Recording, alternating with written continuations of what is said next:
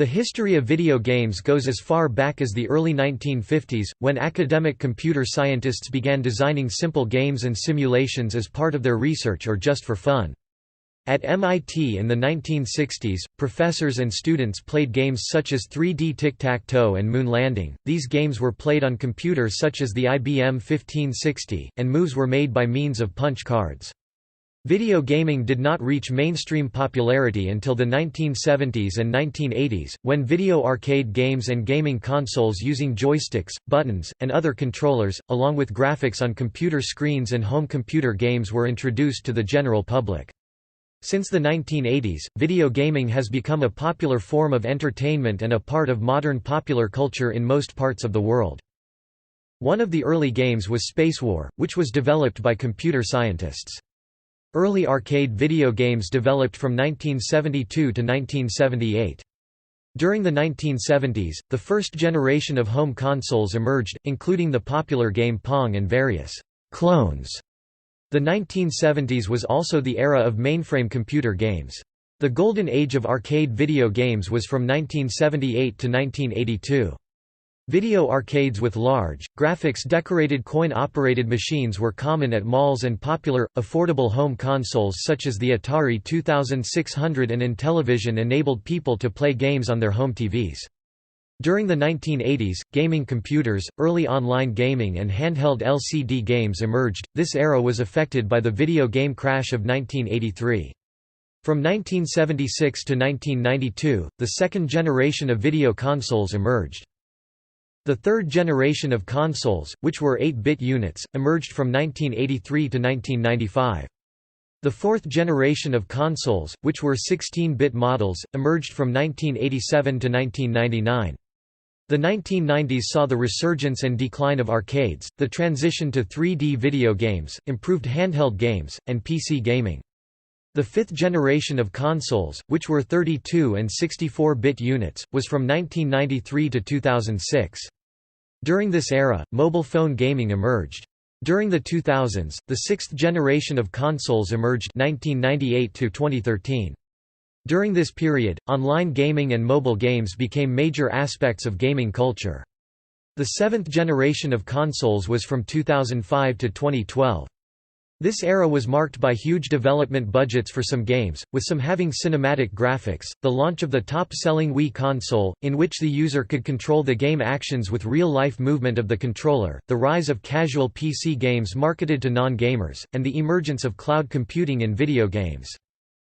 In 2013, the eighth generation of consoles emerged, including Nintendo's Wii U and Nintendo 3DS, Microsoft's Xbox One, and Sony's PlayStation 4 and PlayStation Vita.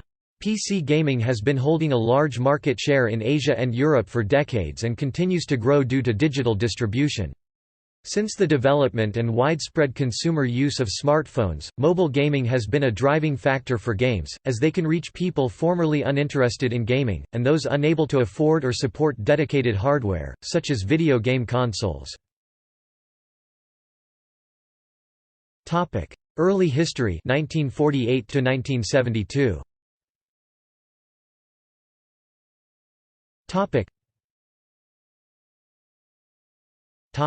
Defining the video game.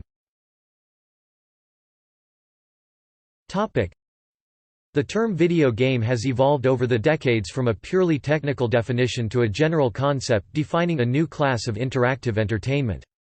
Technically, for a product to be a video game, there must be a video signal transmitted to a cathode ray tube (CRT) that creates a rasterized image on a screen.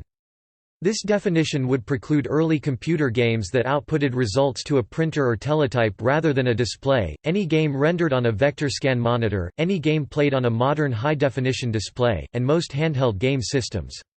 From a technical standpoint, these would more properly be called electronic games or computer games.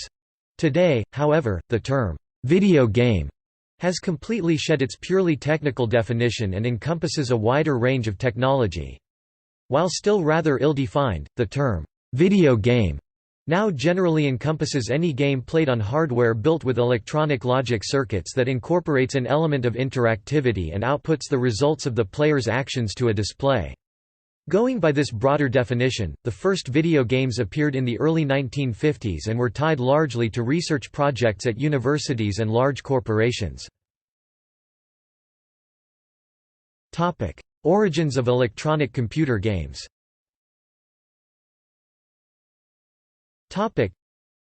The first electronic digital computers, Colossus and ENIAC, were built during World War II to aid the Allied war effort against the Axis powers. Shortly after the war, the promulgation of the first stored program architectures at the University of Pennsylvania (EDVAC), Cambridge University (EDSAC), the University of Manchester (Manchester Mark I), and Princeton University (IAS Machine) allowed computers to be easily reprogrammed to undertake a variety of tasks, which facilitated commercializing computers in the early 1950s by companies like Remington Rand, Ferranti, and IBM. This in turn promoted the adoption of computers by universities, government organizations, and large corporations as the decade progressed. It was in this environment that the first video games were born. The computer games of the 1950s can generally be divided into three categories: training and instructional programs, research programs in fields such as artificial intelligence, and demonstration programs intended to impress or entertain the public. Because these games were largely developed on unique hardware in a time when porting between systems was difficult and were often dismantled or discarded after serving their limited purposes, they did not generally influence further developments in the industry. For the same reason, it is impossible to be certain who developed the first computer game or who originally modeled many of the games or play mechanics introduced during the decade, as there are likely several games from this period that were never publicized and are thus unknown today. The earliest known chess computer program was developed by Alan Turing and David Champernowne called Tarochamp, which was completed in 1950 but not actually implemented by them on a computer. The earliest known idea for a fully electronic game is a cathode ray tube amusement device. In U.S. Patent number 2,455,992, the earliest known electronic computer games actually implemented were two custom-built machines called Bertie the Brain and Nimrod, which played tic-tac-toe and the game of Nim, respectively. Bertie the Brain, designed and built by Joseph Cates at Rogers Majestic, was displayed at the Canadian National Exhibition in 1950, while Nimrod, conceived by John Bennett at Ferranti and built by Raymond Stewart Williams, was displayed at the Festival of Britain and the Berlin Industrial Show in 1951. Neither game incorporated a cathode ray tube (CRT) display. Before these, automated games like the simple chess simulator Ella Hadrocista (1914) and Nimrod's predecessor Nematron (1940) had been created as electro-mechanical devices. The first games known to incorporate a monitor were two research projects completed in 1952, a checkers program by Christopher Strachey on the Ferranti Mark I and a tic-tac-toe program called OXO by Alexander Douglas on the EDSAC. Both of these programs used a relatively static display to track the current state of the game board. The first known game incorporating graphics that updated in real time was a billiards game programmed by William Brown and Ted Lewis specifically for a demonstration of the MIDSAC computer at the University of Michigan in 1954. Perhaps the first game created solely for entertainment rather than to demonstrate the power of some technology, train personnel, or aid in research was Tennis for Two, designed by William Higginbotham and built by Robert Dvorak at the Brookhaven National Laboratory in 1958. Designed to entertain the general public at Brookhaven's annual series of open houses, the game was deployed on an analog computer with graphics displayed on an oscilloscope and was dismantled in 1959. Higginbotham never considered adapting the successful game into a commercial product, which would have been impractical with the technology of the time. Ultimately, the widespread adoption of computers to play games would have to wait for the machines to spread from serious academics to their students on U.S. college campuses. Space war. The mainframe computers of the 1950s were generally batch processing machines of limited speed and memory. This made them generally unsuited for games. Furthermore, they were costly and relatively scarce commodities, so computer time was a precious resource that could not be wasted on frivolous pursuits like entertainment. at the Lincoln Laboratory at the Massachusetts Institute of Technology (MIT). However, a team led by Jay Forrester developed a computer called Whirlwind in the early 1950s that processed commands in real time and incorporated a faster and more reliable form of random access memory (RAM) based around magnetic cores. Based on this work, two employees at the lab named Ken Olson and Wes Clark developed a prototype real-time computer called the TX-0 that incorporated the recently invented transistor, which ultimately allowed the size and cost of computers to be significantly reduced. Olson subsequently established the Digital Equipment Corporation with Harlan Anderson in 1957 and developed a commercial update of the TX-0 called the PDP-1. Lincoln Laboratory donated the TX-0 to MIT in 1958. As the computer operated in real time and thus allowed for interactive programming, MIT allowed students to program the computer to conduct their own research, perhaps the first time that university students were allowed to directly access a computer for their own work. Further, the university decided to allow students to set the computer to tasks outside the bounds of classwork or faculty research during periods of time no one was signed up to do official work. This resulted in a community of undergraduate students led by Bob Saunders, Peter Sampson, and Alan Katak, many of them affiliated with the Tech Model Railroad Club, conducting their own experiments on the computer. In 1961, MIT received one of the first PDP-1 computers, which incorporated a relatively sophisticated point plotting monitor. MIT provided a similar level of access to the computer for students as it did for the TX-0, resulting in the creation of the first relatively widespread, and thus influential, computer game, Spacewar. Conceived by Steve Russell, Martin Greets, and Wayne Wheatonen in 1961 and programmed primarily by Russell, Saunders, Greets, Sampson, and Dan Edwards in the first half of 1962, Spacewar was inspired by the science fiction stories of E. E. Smith and depicted a duel between two spaceships, each controlled by a player using a custom-built control box. Immensely popular among students at MIT, Spacewar spread to the West Coast later in the year when Russell took a job at the Stanford Artificial Intelligence Laboratory (SAIL), where it enjoyed similar success.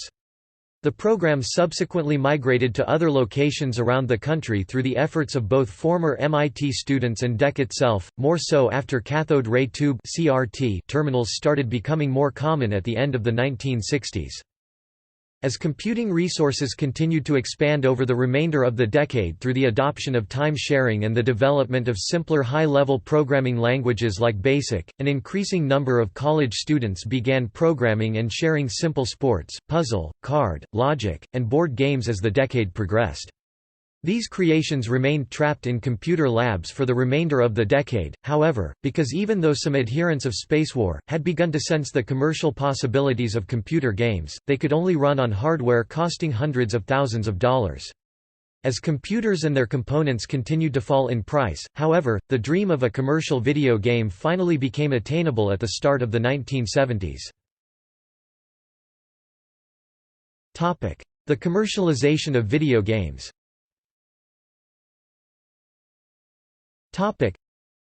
By 1970, the introduction of medium-scale integration (MSI) transistor-transistor logic (TTL) circuits combining multiple transistors on a single microchip had resulted in another significant reduction in the cost of computing and ushered in a new wave of minicomputers costing under $10,000.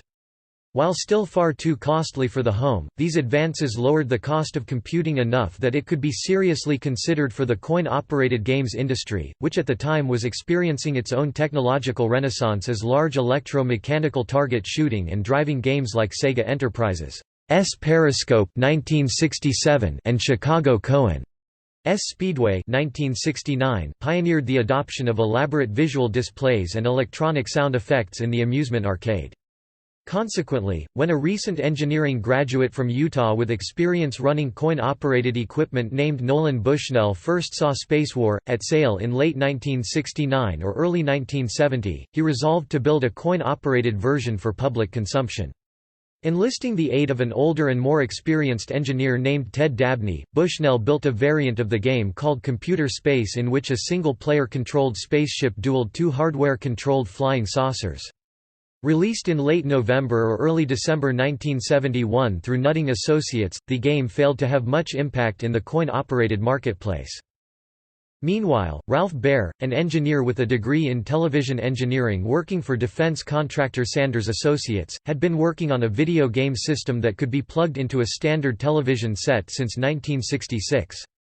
Working primarily with technician Bill Harrison, who built most of the actual hardware, Baer developed a series of prototype systems between 1966 and 1969 based around diode transistor logic (DTL) circuits that would send a video signal to a television set to generate spots on the screen that could be controlled by the players.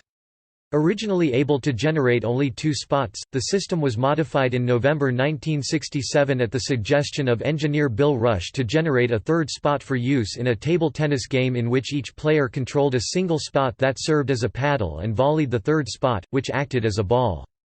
In 1971, Sanders concluded a licensing agreement with television company Magnavox to release the system, which reached the market in September 1972 as the Magnavox Odyssey. The system launched with a dozen games included in the box, 4 more sold with a separate light gun, and 6 games sold separately, most of which were chase, racing, target shooting, or sports games. These games were activated using plug-in circuit cards that defined how the spots generated by the hardware would behave. Due to the limited abilities of the system, which could only render 3 spots and a line, most of the graphic and gameplay elements were actually defined by plastic overlays attached to the TV set along with accessories like boards, cards, and dice. Like Computer Space, the Odyssey only performed modestly and failed to jump-start a new industry. However, the system did directly influence the birth of a vibrant video arcade game industry after Ralph Baer's design ingenuity intersected Nolan Bushnell's entrepreneurial ambition. A new industry.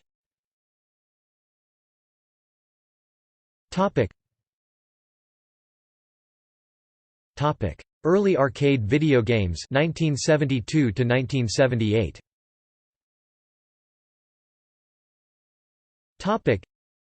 In 1972, Nolan Bushnell and Ted Dabney decided to strike out on their own and incorporated their pre-existing partnership as Atari. After seeing a demonstration of the Magnavox Odyssey ahead of its release, Bushnell charged new hire Alan Alcorn to create a version of that system's table tennis game as a practice project to familiarize himself with video game design.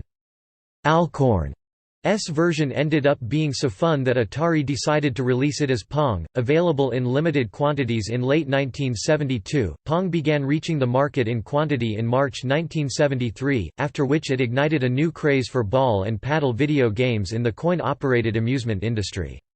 The success of Pong did not result in the displacement of traditional arcade amusements like pinball, but did lay the foundation for a successful video arcade game industry. Roughly 70,000 video games, mostly ball and paddle variants, were sold in 1973 by a combination of recent startups like Atari, Ramtech, and Allied Leisure and established Chicago firms like Williams, Chicago Coin, and the Midway subsidiary of Bally Manufacturing. The video arcade game market remained in a state of flux for the remainder of the decade. The ball and paddle market collapsed in 1974 due to market saturation, which led to a significant drop in video game sales. Smaller manufacturers attempted to compensate by creating cocktail table cabinets for sale to non-traditional venues like higher-class restaurants and lounges, but this market failed to fully develop. Larger companies like Atari and Midway turned to new genres to remain successful, especially racing games, one-on-one dueling games, and target shooting games. Early hits in these genres included Grand Track 10 (1974) and Tank (1974) from Atari, and Wheels (1975), Gunfight (1975), and Sea Wolf (1976) from Midway. Wheels and Gunfight were licensed versions of Speed Race and Western Gun developed by the Taito Trading Company of Japan, marking the start of Japanese video game penetration into the United States. Gunfight was also one of the first arcade games to incorporate a microprocessor, starting a shift away from video arcade games engineered using dedicated TTL hardware to video games programmed in software. The video game was one of several concepts that helped to reform the image of the arcade as a seedy hangout for delinquents. This in turn aided the growth of arcades in suburban shopping malls. The principal pioneer of the shopping mall arcade was Jules Millman, who established an arcade in a shopping mall in Harvey, Illinois, in 1969. By banning eating, drinking, and smoking, and maintaining a full staff at all times to keep an eye on the facilities, Millman created a safe environment where parents could feel safe leaving their older children while browsing other stores in the mall. Millman founded American Amusements to establish more shopping mall arcades, which was purchased by Bally in 1974 and renamed Aladdin's Castle. Other entrepreneurs imitated Millman's format, and arcades became a mainstay of the shopping mall by the end of the decade. The emergence of solid-state pinball in the late 1970s, in which electro-mechanical technologies like relays were replaced by the newly emerging microprocessor, temporarily stole the limelight from video games, which once again entered a period of decline in 1977 and 1978. While individual games like Atari's Breakout 1976 and Cinematronics' Space Wars 1978 sold in large numbers during this period, overall profitability began to lag. The market surged once again, however, after the introduction of the Taito game Space Invaders by Midway in 1979.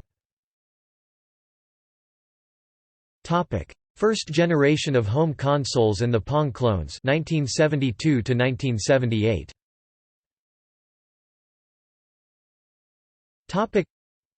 The Magnavox Odyssey never caught on with the public, due largely to the limited functionality of its primitive technology.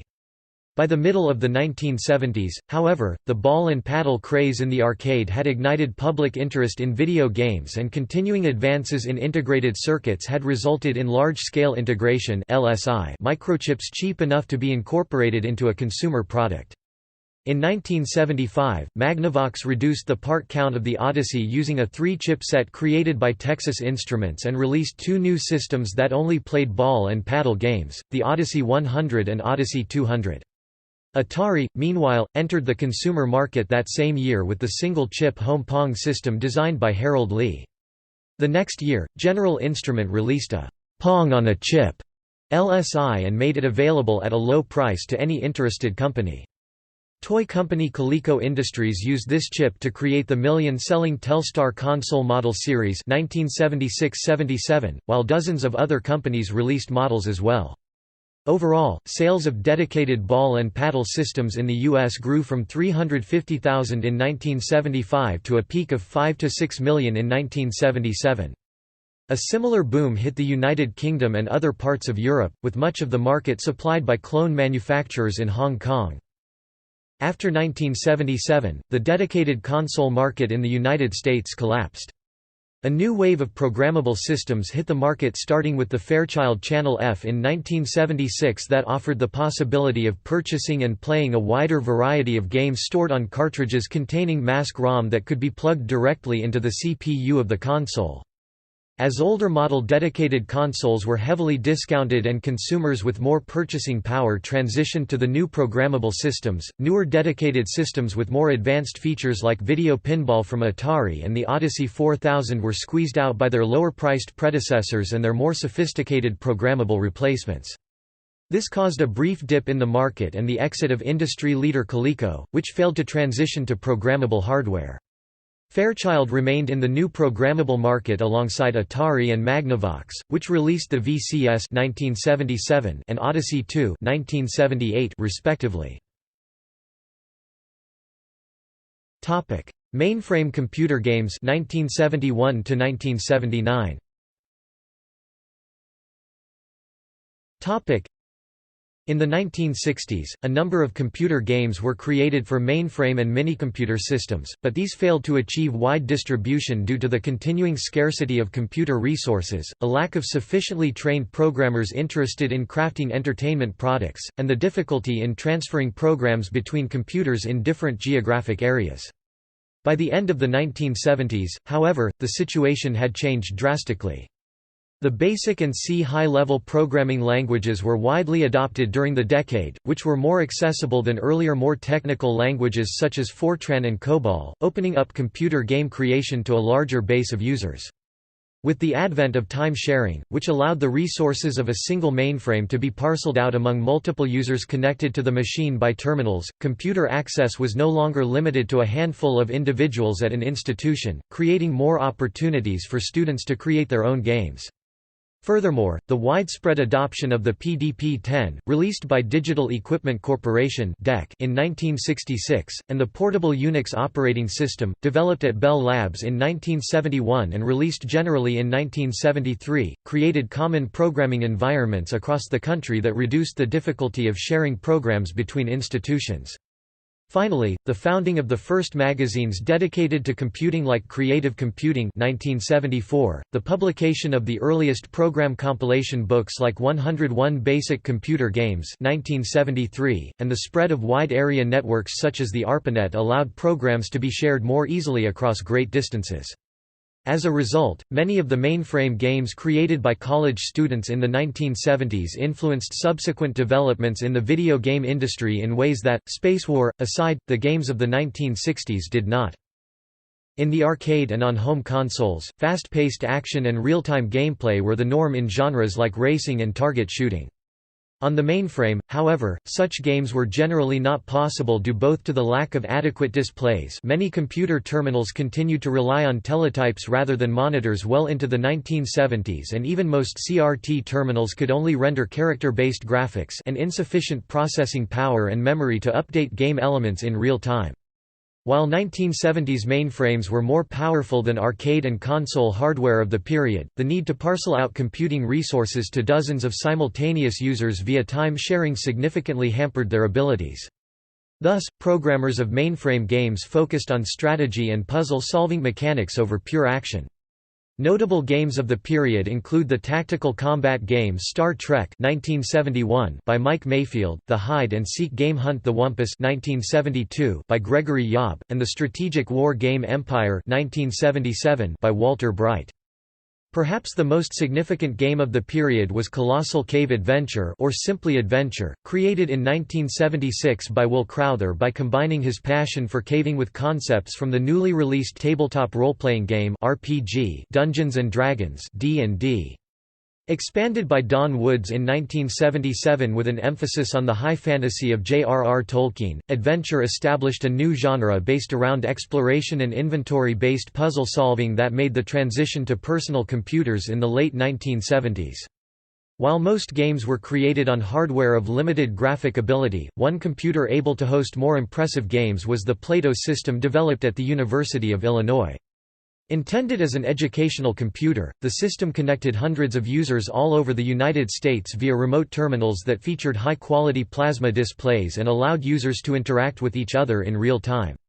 This allowed the system to host an impressive array of graphical and/or multiplayer games, including some of the earliest known computer RPGs, which were primarily derived, like Adventure, from D&D, but unlike that game placed a greater emphasis on combat and character progression than puzzle solving.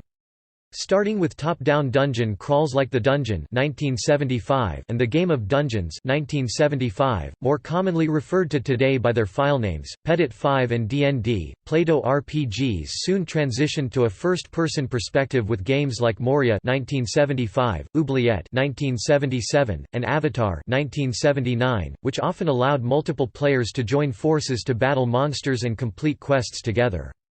Like Adventure, these games would ultimately inspire some of the earliest personal computer games.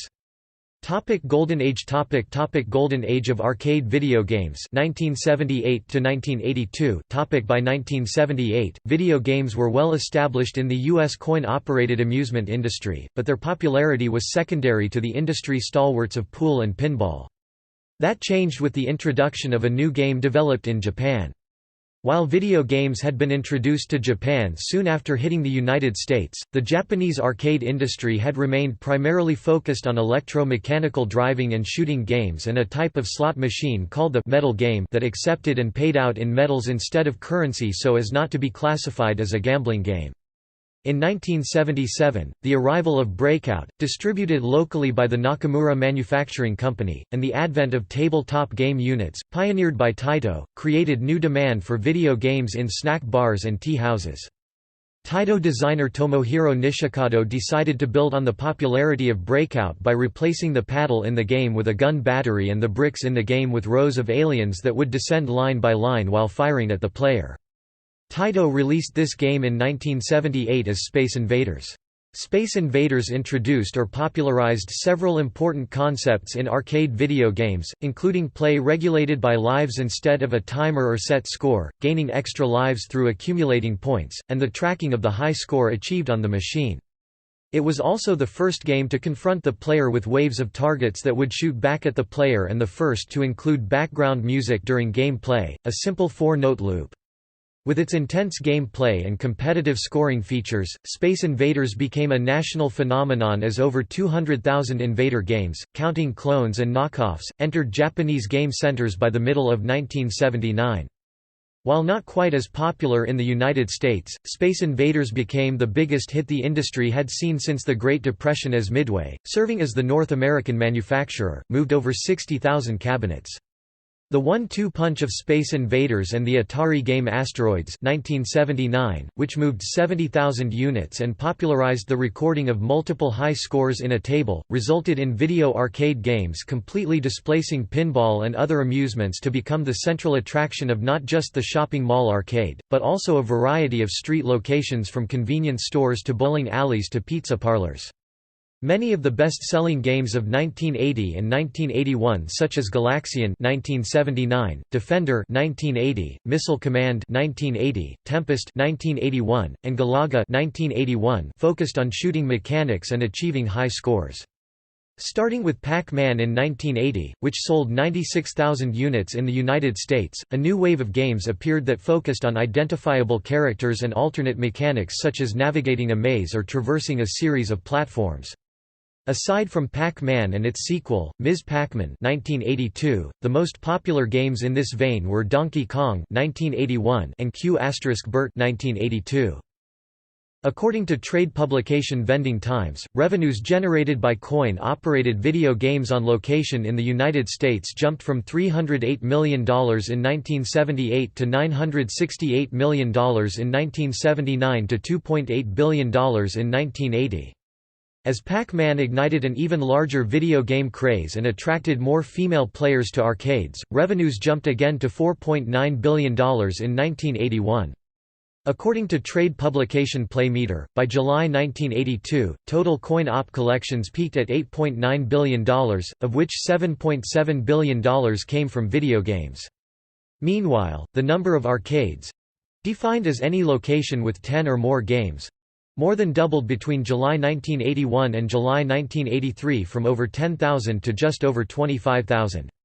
These figures made arcade games the most popular entertainment medium in the country, far surpassing both pop music at $4 billion in sales per year and Hollywood films $3 billion. Topic: Second generation consoles 1976 to 1982.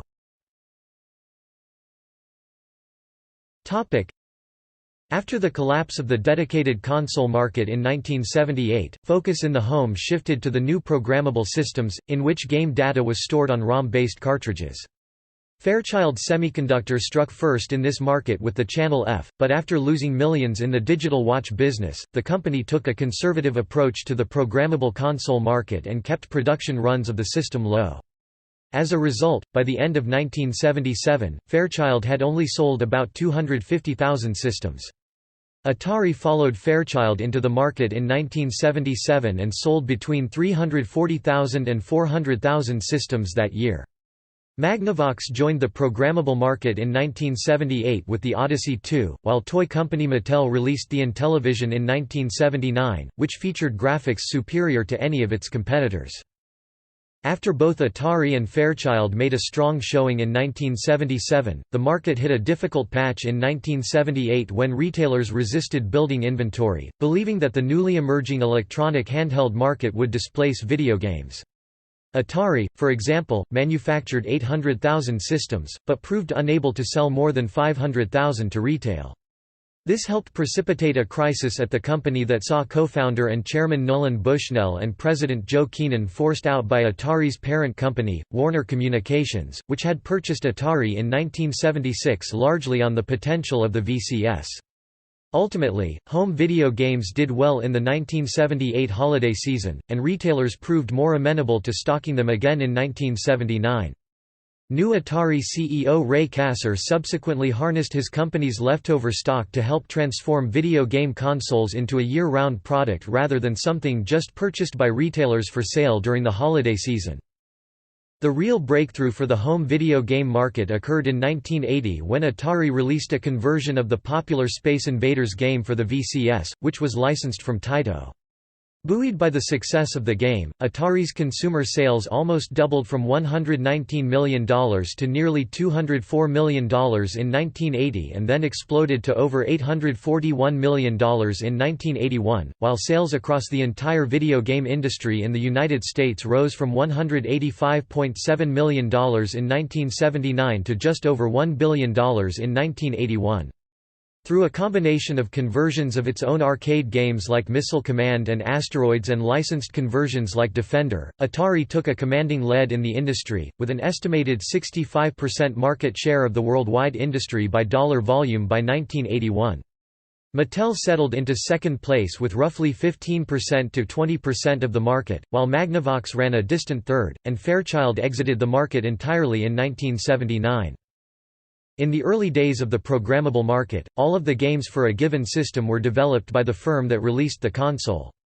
That changed in 1979 when four Atari programmers, seeking greater recognition and financial reward for their contributions, struck out on their own to form Activision, the first third-party developer.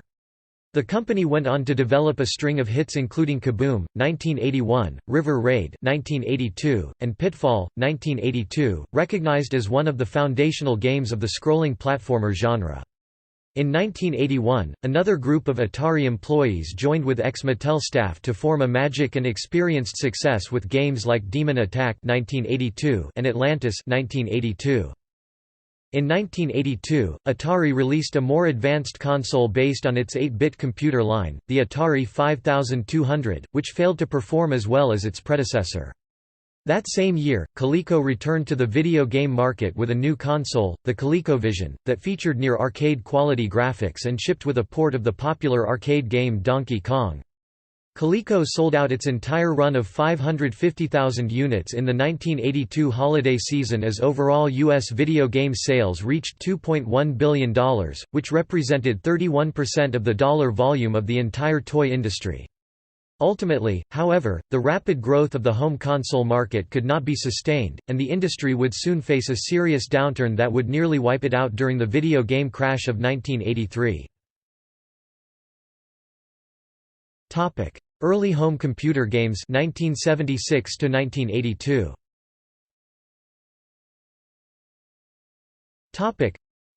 While the fruit of retail development in early video games appeared mainly in video arcades and home consoles, home computers began appearing in the late 1970s and were rapidly evolving in the 1980s, allowing their owners to program simple games. Hobbyist groups for the new computers soon formed and PC game software followed. Soon many of these games—at first clones of mainframe classics such as Star Trek, and then later ports or clones of popular arcade games such as Space Invaders, Frogger, Pac-Man, see Pac-Man clones, and Donkey Kong—were being distributed through a variety of channels, such as printing the game's source code in books such as David Ahl's Basic Computer Games, magazines Creative Computing, and newsletters, which allowed users to type in the code for themselves. Early game designers like Crowther, Daglow and Yob would find the computer code for their games—which they had never thought to copyright—published in books and magazines, with their names removed from the listings. Early home computers from Apple, Commodore, Tandy and others had many games that people typed in. Games were also distributed by the physical mailing and selling of floppy disks, cassette tapes, and ROM cartridges. Soon a small cottage industry was formed, with amateur programmers selling discs in plastic bags put on the shelves of local shops or sent through the mail. Richard Garriott distributed several copies of his 1980 role-playing video game Akalabeth, World of Doom in plastic bags before the game was published. 1980s.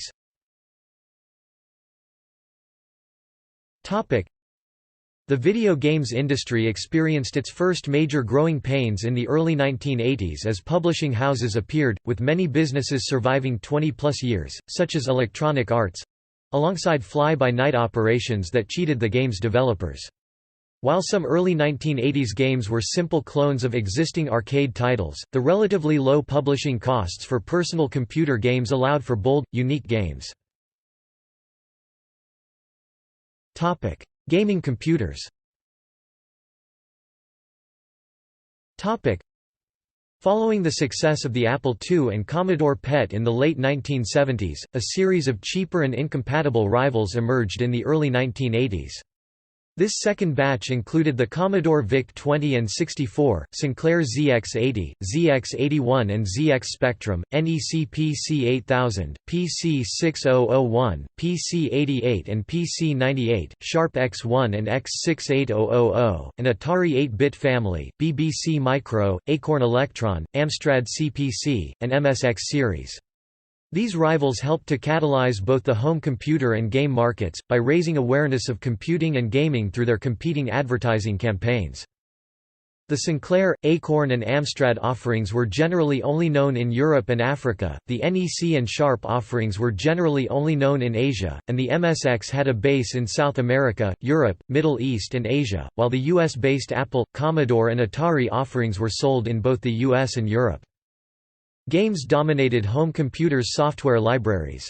A 1984 compendium of reviews of Atari 8-bit software used 198 pages for games compared to 167 for all others. By that year, the computer gaming market took over from the console market following the crash of that year. Computers offered equal gaming ability and, since their simple design allowed games to take complete command of the hardware after power on, they were nearly as simple to start playing with as consoles. The Commodore 64 was released to the public in August 1982. It found initial success because it was marketed and priced aggressively. It had a basic programming environment, and advanced graphic and sound abilities for its time, similar to the ColecoVision console. It also used the same game controller ports popularized by the Atari 2600, allowing gamers to use their old joysticks with the system.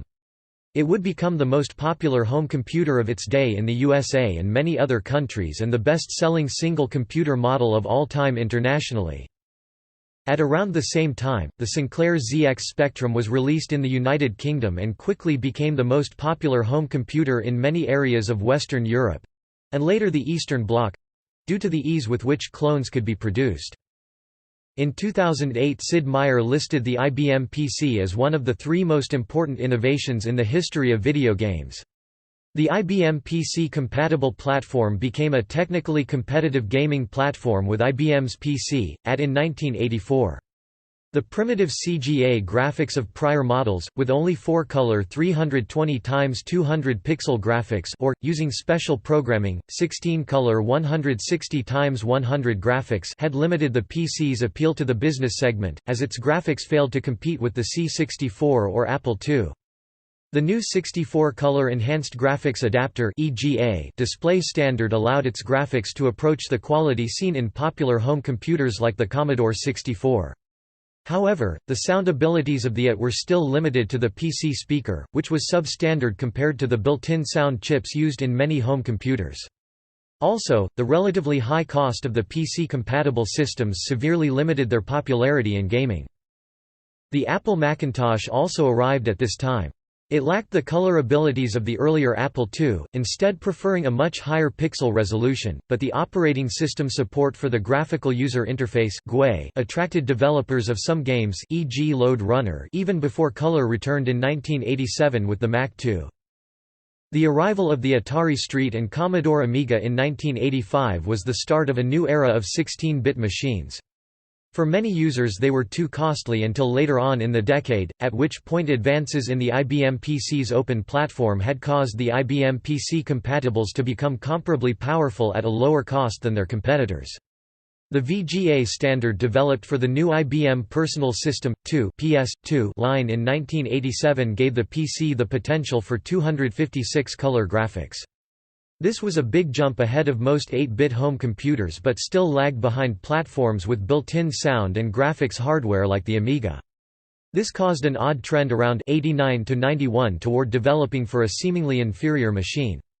Thus, while both the Saint and Amiga were host to many technically excellent games, their time of prominence was shorter than that of the 8-bit machines, which saw new ports well into the 1980s and even the 1990s.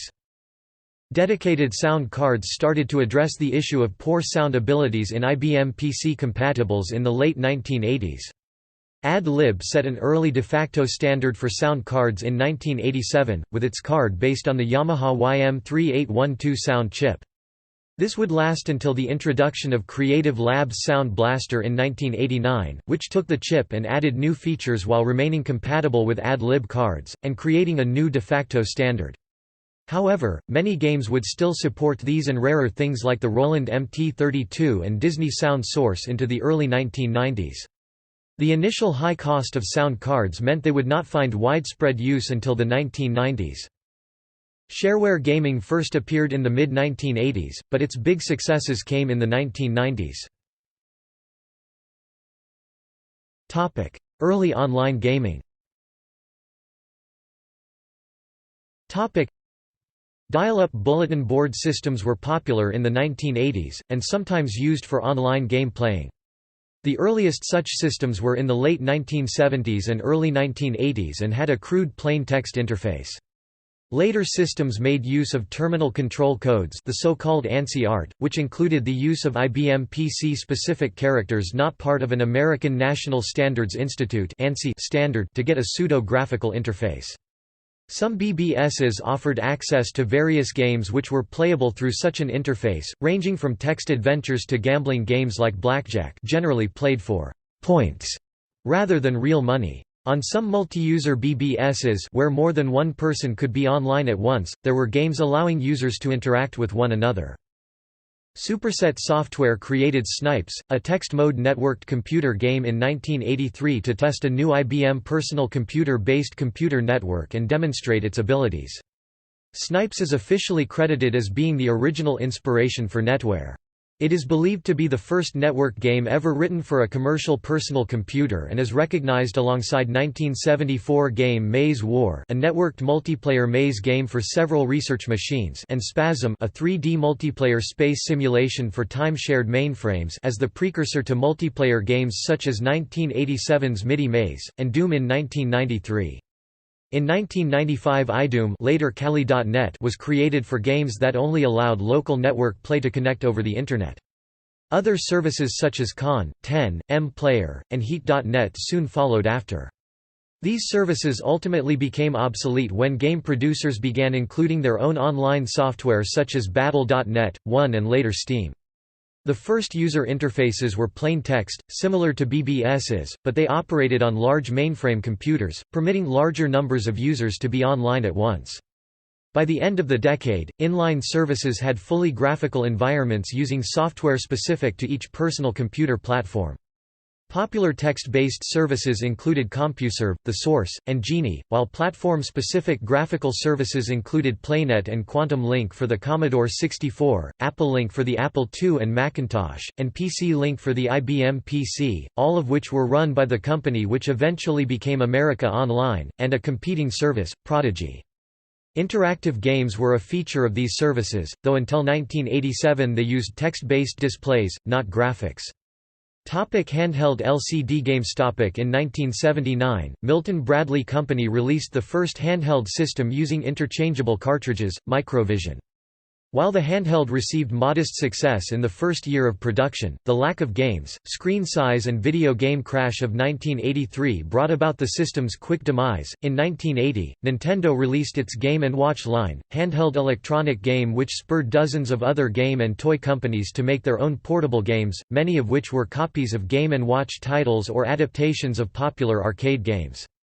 Improving LCD technology meant the new handhelds could be more reliable and consume fewer batteries than LED or VFD games, most only needing watch batteries. They could also be made much smaller than most LED handhelds, even small enough to wear on one's wrist like a watch. Tiger Electronics borrowed this concept of videogaming with cheap, affordable handhelds and still produces games in this model to the present day. Video game crash of 1983.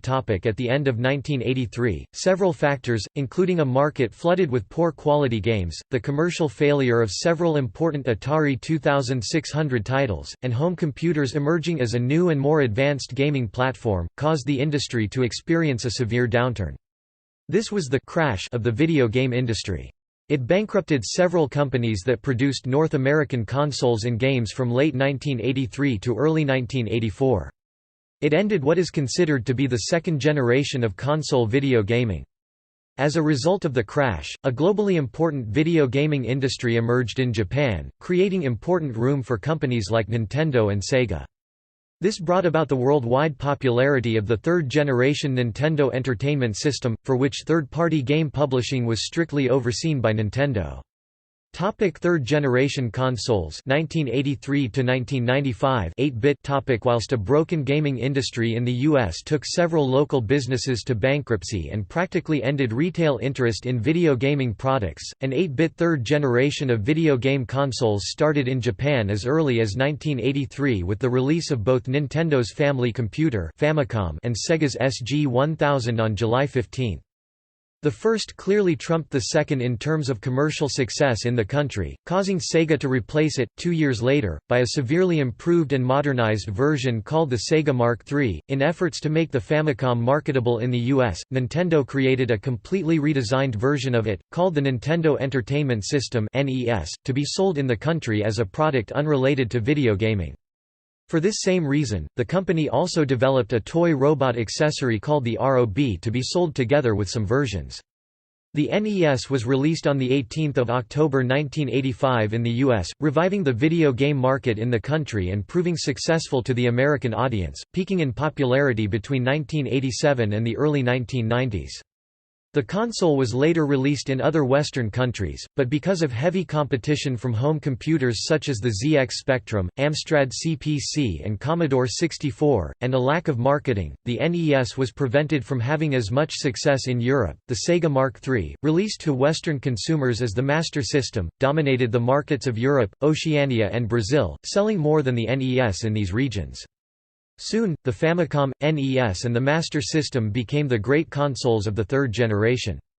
While Sega focused on unique gameplay experiences and innovative technology with Master System's superior technical properties which allowed better graphics, and accessories like LCD glasses, Nintendo focused on creating long and popular game franchises which often repeated the same features.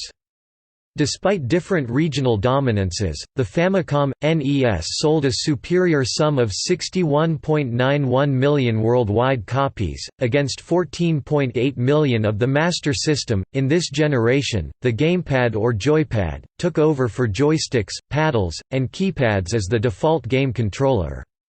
The gamepad design of an 8-direction directional pad or D-pad for short with 2 or more action buttons became the standard. This generation also marked a shift in the dominance of home video game console hardware and console game production from the United States to Japan. The third console generation marked the debut of various high-profile role-playing franchises, such as The Legend of Zelda, Dragon Quest, Phantasy Star, and Final Fantasy, the latter of which financially saved Japanese developer Square. 1987 saw the birth of the stealth genre with Hideo Kojima's Metal Gear series. First game, on the MSX2 computer. In 1989, Capcom released Sweet Home on the NES, which served as a precursor to the survival horror genre. In 1988, Nintendo published their first issue of Nintendo Power magazine. By 1989 the market for cartridge-based console games was more than $2 billion, while that for disc-based computer games was less than $300 million. Large computer game companies such as EPYX, Electronic Arts, and LucasArts began devoting much or all of their attention on console games. Computer Gaming World warned that computer gaming could become a «cultural backwater», similar to what had happened a few years earlier with 8-bit computers. In 1990, Commodore and Amstrad entered the console market with their C64GS and GX4000 game machines respectively. These were both based on the 8-bit computers of their manufacturers, and had only limited success due to a lack of software support and the arrival of 16-bit machines. Amstrad's GX4000 sold just over 15,000 units, with only 25 officially released game cartridges.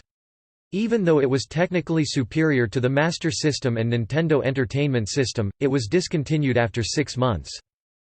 This generation ended with the discontinuation of the NES in 1995. Fourth generation consoles 1987 to 2003 16-bit. A 16-bit generation of video game consoles starts in the late 1980s. The TURBOGRAFX-16, named the PC Engine in Europe and Japan, debuted in 1987 as the first commercial 16-bit game system. It had a large following in Japan, but did poorly in North America and Europe because of its limited library of games and because of excessive distribution restrictions imposed by Hudson Soft. Sega's Mega Drive, Genesis sold well worldwide early on after its debut in 1988. Nintendo responded with its own next-generation system named the Super Nintendo Entertainment System (SNES) in 1990. This time was one of intense competition and not entirely truthful marketing.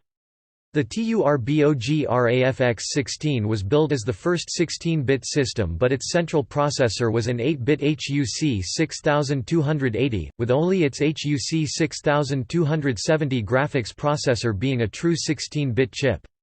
Also, the much earlier Mattel Intellivision contained a 16-bit processor. Sega used the term «blast processing» throughout its marketing to describe the simple fact that their console's CPU ran at a higher clock speed than that of the SNES 7.67 MHz versus 3.58 MHz. In Japan, the PC Engine was a very successful competitor against the Famicom, and a CD drive peripheral allowed it to fend off the Mega Drive in 1988, though it never really caught on to the same degree outside Japan. The PC Engine eventually lost out to the Super Famicom, but, due to its popular CD add-ons, retained enough of a user base to support new games well into the late 1990s. CD-ROM drives were introduced in this generation, as add-ons for the PC Engine in 1988 and the Mega Drive in 1991. Nintendo experimented with optical media formats for the SNES in a joint venture with Sony, who would go on to develop this concept into the PlayStation and rise to prominence as a major competitor to Nintendo and Sega. Basic 3D graphics entered the mainstream with flat shaded polygons enabled by added processors in game cartridges like Virtua Racing and Star Fox, while the Mega Drive managed to produce such graphics without special processors, on the approximately =8 MHz 68,000 chip by using highly simplified polygon models. A slow frame rate Sonic the Hedgehog, released in 1991 for the Mega Drive, Genesis, gave the console mainstream popularity, and rivaled Nintendo's Mario franchise, starting the so-called console war. Its namesake character became the mascot of Sega and one of the most recognizable video game characters in history. SNK's Neo Geo was the most costly console by a wide margin when released in 1990, and would remain so for years. Its 2D graphics were of a quality years ahead of other consoles. The reason for this was that it contained the same hardware that was found in SNK's arcade games. This was the first time since the home Pong machines that a true-to-the-arcade experience could be had at home, but the system was commercially inviable. This era also saw a revival of handheld consoles, which were absent in the prior generation. Nintendo's Game Boy, a portable released in 1989 with monochromatic 2D graphics and 35 hours battery life, became widely popular in the world and sold much more than its three competitors, the Atari Lynx, the Sega Game Gear and NEC's Turbo Express, released in Japan in North America until 1991. Despite these three consoles having much more sophisticated 16-bit graphics similar to home consoles of the time, graphic resource consumed too much battery life, which contributed to their unpopularity. The other consoles also had scarce game libraries compared to over 1,000 games released for the Game Boy, including best-selling titles Pokémon Red and Blue, and which inspired an entire line of portable machines that continued through the following two generations. 1990s. The 1990s were a decade of marked innovation in video gaming. It was a decade of transition from raster graphics to 3D graphics and gave rise to several genres of video games including first-person shooter, real-time strategy, and MMO. Handheld gaming began to become more popular throughout the decade, thanks in part to the release of the Game Boy in 1989. Arcade games experienced a resurgence in the early to mid-1990s, followed by a decline in the late 1990s as home consoles became more common. As arcade games declined, however, the home video game industry matured into a more mainstream form of entertainment in the 1990s, but their video games also became more and more controversial because of their violent nature, especially in games of Mortal Kombat, Night Trap, and Doom, leading to the formation of the Interactive Digital Software Association and their rating games by signing them their ESRB ratings since 1994. Major developments of the 1990s include the popularizing of 3D computer graphics using polygons, initially in arcades, followed by home consoles and computers, and the start of a larger consolidation of publishers, higher budget games, increased size of production teams, and collaborations with both the music and motion picture industries. Examples of this include Mark Hamill's involvement with Wing Commander 3, the introduction of Q-Sound with arcade system boards such as Capcom's SCP System 2, and the high production budgets of titles such as Squaresoft's Final Fantasy VII and Sega's Shenmue. Resurgence and decline of arcades.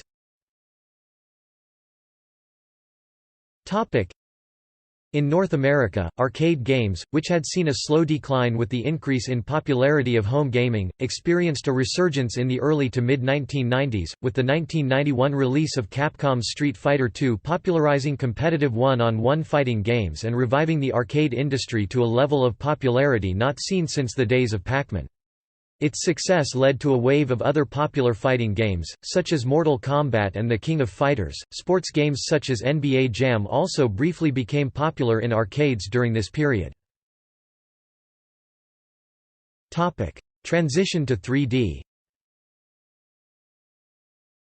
Topic: 3D computer graphics using polygons were soon popularized by Yu Suzuki. Sega AM2 games Virtua Racing 1992 and Virtua Fighter 1993, both running on the Sega Model 1 arcade system board. Some of the Sony Computer Entertainment (SCE) staff involved in the creation of the original PlayStation video game console credit Virtua Fighter as inspiration for the PlayStation's 3D graphics hardware. According to SCE's former producer Ryoji Akagawa and chairman Shigeo Maruyama, the PlayStation was originally being considered as a 2D-focused hardware, and it wasn't until the success of Virtua Fighter in the arcades that they decided to design the PlayStation as a 3D-focused hardware. Texture mapping and texture filtering were soon popularized by 3D racing and fighting games. However, with the advent of 32 and 64-bit consoles in the mid-1990s, home video game consoles such as the Sega Saturn, PlayStation and Nintendo 64 also became able to produce texture-mapped 3D graphics. Increasing numbers of players would wait for popular arcade games to be ported to consoles rather than pumping coins into arcade kiosks. This trend increased with the introduction of more realistic peripherals for computer and console game systems such as force feedback aircraft joysticks and racing wheel pedal kits, which allowed home systems to approach some of the realism and immersion formerly limited to the arcades. To remain relevant, arcade manufacturers such as Sega and Namco continued pushing the boundaries of 3D graphics beyond what was possible in homes. Virtua Fighter 3 for the Sega Model 3, for instance, stood out for having real-time 3D graphics approaching the quality of CGI full-motion video (FMV) at the time. Likewise, Namco released the Namco System 23 to rival the Model 3. By 1998, however, Sega's new console, the Dreamcast, could produce 3D graphics on par with the Sega Naomi arcade machine. After producing the more powerful Hikaru board in 1999 and Naomi 2 in 2000, Sega eventually stopped manufacturing custom arcade system boards, with their subsequent arcade boards being based on either consoles or commercial PC components. As patronage of arcades declined, many were forced to close down. Classic coin-operated games have largely become the province of dedicated hobbyists and as a tertiary attraction for some businesses, such as movie theaters, batting cages, miniature golf courses, and arcades attached to game stores such as FYE. The gap left by the old corner arcades was partly filled by large amusement centers dedicated to providing clean, safe environments and costly game control systems unavailable to home users. These newer arcade titles offered games based on driving, sports like skiing or cycling, and rhythm games like Dance Dance Revolution and path-based shooting gallery games like Time Crisis, which have taken a large part of the market. Dave & Buster's and GameWorks are two large chains in the United States with this type of environment. Aimed at adults and older kids, they feature full-service restaurants with full liquor bars and have a wide variety of video game and hands-on electronic gaming options. Chuck E. Cheese's is a similar type of business for younger children. Handhelds come of age. In 1989, Nintendo released the Game Boy, the first handheld game console since the ill-fated Microvision 10 years before. The design team headed by Gunpei Yokoi had also been responsible for the Game & Watch systems. Included with the system was Tetris, which became one of the best-sold video games of all time and was ported to a large variety of systems. Several rival handhelds made their debut in the early 90s, including the Sega Game Gear and Atari Lynx, the first handheld with color LCD display. Although these systems were more technologically advanced, they were hampered by higher battery consumption and less third-party developer support. While some of the other systems remained in production until the mid-1990s, the Game Boy, and its successive incarnations the Game Boy Pocket, Game Boy Color and Game Boy Advance, would be virtually unchallenged for dominance in the handheld market, until the PlayStation Portable was released in 2004 to compete with Nintendo's successor to the Game Boy line, the Nintendo DS. PC gaming. The increasing computing power and decreasing cost of processors such as the Intel 80386, Intel 80486, and Motorola 68030, caused the rise of 3D graphics, and multimedia abilities through sound cards and CD-ROMs. Early 3D games began with flat shading graphics Elite, Starglider 2 or Alpha Waves, and then simple forms of texture mapping. 1989 and the early 1990s saw the release and spread of the multi-user dungeon (MUD) codebases Decumud and LPMUD, leading to a tremendous increase in the proliferation and popularity of MUDs. Before the end of the decade, the evolution of the genre continued through graphical MUDs into the first massively multiplayer online role-playing games (MMORPGs), which freed users from the limited number of simultaneous players in other games and brought persistent worlds to the mass market. In the early 1990s, shareware distribution was a popular method of publishing games for smaller developers, including then-fledgling companies such as Apogee, now 3D Realms, Epic Megagames, now Epic Games, and id Software. This gave consumers the chance to try a trial portion of the game, usually restricted to a game's complete first section or episode, before purchasing the full game. Racks of games on single 5/1/4 and later 3.5 floppy disks were common in computer stores, often only costing a few dollars each. Since the shareware versions were essentially free, the cost only needed to cover the disk and minimal packaging. As the increasing size of games in the mid-1990s made them impractical to fit on floppies, and retail publishers and developers began to earnestly mimic the practice, shareware games were replaced by shorter game demos, often only 1 or 2 levels, distributed free on CDs with gaming magazines and over the Internet. Real-time strategy became a popular genre of computer games in the early 90s, with Dune 2 setting the standard game mechanics of many games since. Meanwhile, Alone in the Dark influenced the survival horror genre with its action-adventure elements. It established the formula that would later flourish on CD-ROM-based consoles, with games such as Resident Evil, which coined the name, survival horror, and popularized the genre, and Silent Hill. Graphic adventure games continued to evolve during this period, with the creation of the point-and-click genre. Some of the genre's most prolific titles were being produced by Sierra Entertainment and LucasArts during the 90s, and Myst and its sequels inspired a new style of puzzle-based adventure games. It was in the 1990s that Maxis began publishing its successful line of Sim games, starting with SimCity, and continuing with a variety of titles, such as SimEarth, SimCity 2000, and eventually The Sims, which was first released in early 2000. In 1996, 3DFX Interactive released the Voodoo chipset, leading to the first affordable 3D accelerator cards for personal computers. These devoted 3D rendering daughterboards performed a portion of the computations and memory handling required for more detailed three-dimensional graphics, mainly texture filtering, allowing for more detailed graphics than would be possible if the CPU were required to handle both game logic and all the graphical tasks. First-person shooters (FPS) were among the first to take advantage of this new technology. While other games would also make use of it, the FPS would become the main driving force behind the development of new 3D hardware, and the yardstick by which its performance would be measured, usually quantified as the number of frames per second rendered for a given scene in a given game. Several other less mainstream genres were created in this decade. Looking Glass Studios' Thief, The Dark Project and its sequel were the first to coin the term, first-person sneaker, and the turn-based strategy progressed further, with the Heroes of Might and Magic series popularizing the thus far niche and complex genre. id Software's 1996 game Quake pioneered play over the Internet in first-person shooters. Internet multiplayer ability became a de facto requirement in most FPS games since. Other genres also began to offer online play in the late 90s, including real-time strategy games as Age of Empires, the Warcraft and StarCraft series, and turn-based games such as Heroes of Might and Magic. Developments in web browser plugins like Java and Adobe Flash allowed for simple browser-based games. Fifth-generation consoles 1993 to 2005, 32 and 64-bit.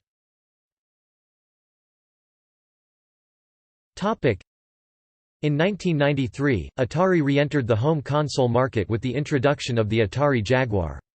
Also in 1993, the 3DO company released the 3DO Interactive Multiplayer, which, though highly advertised and promoted, failed to catch up to the sales of the Jaguar, due to its high price tag. Both consoles had very low sales and few quality games, eventually leading to their demise. In 1994, 3 new consoles were released in Japan, the Sega Saturn, the Sony PlayStation, and the PCFX, the Saturn and the PlayStation later seeing release in North America in 1995. The PlayStation quickly outsold all of its competitors mainly on the strength of its available titles, with the exception of the aging Super Nintendo Entertainment System, which still had the support of many major game companies. The Virtual Boy from Nintendo was released in 1995 as one of the first consumer consoles providing 3D depth perception, but did not achieve high sales, largely due to the monochrome display and the lack of third-party support. In 1996 the Virtual Boy was taken off the market. After many delays, during which Sony's PlayStation gained industry acceptance, Nintendo released its 64-bit console, the Nintendo 64 in 1996. The console's flagship title, Super Mario 64, became a defining title for 3D platformer games. Parappa the Rapper popularized music video games in Japan with its 1996 debut on the PlayStation. Subsequent music and dance games like Beatmania and Dance Dance Revolution became ubiquitous attractions in Japanese arcades. While Parappa, DDR, and other games found a cult following when brought to North America, music games would not gain a wide audience in the market until the next decade with titles like Guitar Hero. Also in 1996 Capcom released Resident Evil, the first well-known survival horror game. It was a huge success, selling over 2 million copies and is considered one of the best games on the PlayStation.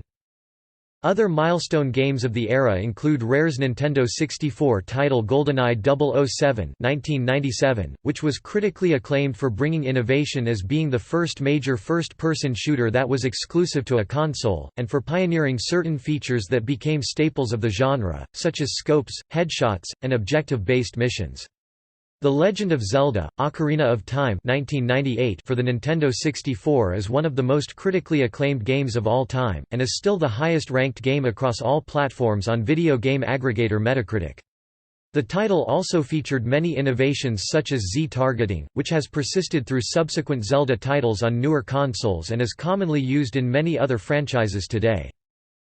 Nintendo's choice to continue using ROM cartridges instead of moving to CD-ROMs for the Nintendo 64, unique among the consoles of this period, proved to have negative consequences for the console and for Nintendo's market share. While cartridges had faster access times, were more durable and resistant to unlicensed copying, CDs could hold far more data, 650 megabytes, over 10 times the capacity of the largest N64 ROM at 64 megabytes, and cost far less to produce, causing many game companies to turn to Nintendo's CD-based competitors. Notably, Square, which had released all prior games in its Final Fantasy series for Nintendo consoles, now turned exclusively to the PlayStation. Final Fantasy VII (1997) was a massive success, establishing the popularity of role-playing video games in the West and making the PlayStation the primary console for the genre, taking the crown from Nintendo, who had enjoyed it with the SNES and Square's then Nintendo-exclusive Final Fantasy, Secret of Mana and Chrono Trigger titles. Copies of FFVII still command like new prices of between $30 to $50 on the used market. Square would not return to Nintendo's main console platforms until 2003 with the GameCube and the cross-platform title Final Fantasy Crystal Chronicles, the only Square-published title for that console, and has not, to date, released a «main series» Final Fantasy title for a Nintendo platform since FFVI for the SNES. Capcom also largely departed from Nintendo during the N64 days. The next 4 installments of its popular Mega Man 2D platform shooter were released on PlayStation and Saturn. Capcom was somewhat quicker and more eager to return than Square, however, providing 2 anthologies of Mega Man titles for the GameCube, including Mega Man 8 and Mega Man X-4-6 that Nintendo players had missed. By the end of this period, Sony had become the leader in the video game market. The Saturn was moderately successful in Japan but a commercial failure in North America and Europe, leaving Sega outside of the main competition. The N64 achieved huge success in North America and Europe, though it never surpassed PlayStation's sales or was as popular in Japan, and began to show a decline in third-party support for Nintendo's home consoles. This generation ended with the discontinuation of the PlayStation, known in its re-engineered form as the PS1, in March 2005. Transition to 3D and CDs. The fifth generation is most noted for the rise of fully 3D games. While there were games prior that had used three-dimensional environments, such as Virtua Racing and Star Fox, it was in this era that many game designers began to move traditionally 2D and pseudo-3D genres into full 3D. Super Mario 64 and The Legend of Zelda, Ocarina of Time on the N64, Crash Bandicoot, and Spyro the Dragon on the PlayStation and Nights into Dreams on the Saturn, are prime examples of this trend. Their 3D environments were widely marketed, and they steered the industry's focus away from side-scrolling and rail-style titles, and opened doors to more complex games and genres. Games like GoldenEye 007, Ocarina of Time or Virtua Fighter were nothing like shoot-'em-ups, RPGs or fighting games before them. 3D became the main focus in this period, as was a slow decline of cartridges in favor of CDs, which allowed far greater storage capacity than what formerly possible. The N64 was the last major home console to use the cartridge format, although it persists to this day in handheld games on Nintendo and Sony devices using memory cards similar to secure digital SD cards. Mobile phone gaming. Mobile phones began becoming video gaming platforms when Nokia installed Snake onto its line of mobile phones in 1997, Nokia 6110. As the game gained popularity, every major phone brand offered time-killer games that could be played in very short moments such as waiting for a bus. Mobile phone games early on were limited by the modest size of the phone screens that were all monochrome, the very limited amount of memory and processing power on phones, and the drain on the battery. 2000s. The 2000s decade showed innovation on both consoles and PCs, and an increasingly competitive market for portable game systems. The phenomena of user-created modifications or mods for games, one trend that began during the Wolfenstein 3D and Doom era, continued into the start of the 21st century. The most famous example is that of Counter-Strike, released in 1999. It is still one of the most popular online first-person shooter, even though it was created as a mod for Half-Life by 2 independent programmers. Eventually, game designers realized the potential of mods and custom content in general to enhance the value of their games, and so began to encourage its creation. Some examples of this include Unreal Tournament, which allowed players to import 3ds Max scenes to use as character models, and Maxis The Sims, for which players could create custom objects. In China, video game consoles were banned in June 2000. This has led to an explosion in the popularity of computer games, especially MMOs. Consoles and the games for them are easily acquired however, as there is a robust grey market importing and distributing them across the country. Another side effect of this law has been increased copyright infringement of video games. Topic: Sixth-generation consoles 1998 to 2013. Topic: In the sixth generation of video game consoles, Sega exited the hardware market, Nintendo fell behind, Sony solidified its lead in the industry, and Microsoft developed their first gaming console. The generation opened with the launch of the Sega Dreamcast in 1998. As the first console with a built-in modem for Internet support and online play, it was initially successful, but sales and popularity would start to fall. This has been attributed to Sega's damaged reputation from the relative failures of the 32X and Saturn, copyright infringement, and the huge anticipation for the upcoming PlayStation 2.